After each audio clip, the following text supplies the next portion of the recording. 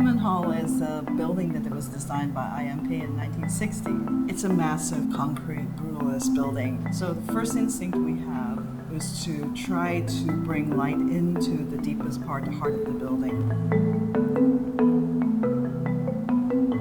The way that we did it was to bring the faculty offices on the perimeter into like what we would call the magic light boxes. And with mirrors and frosted glass and graphic, we're bringing all the light into the depths of the building. There's a lot of references to nature. The wood ceiling, the wood paneling are all based on the shadows of the trees, and it reflects back into the lobby. The lobby is almost like a park. It has all these different ways that you sit or stand to socialize, to study.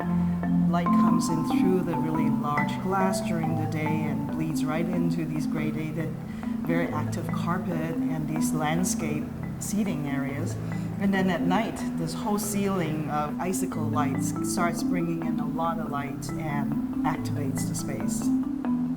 So in Hoffman Hall, we wanted for it to have grace and we wanted for it to have a very memorable identity.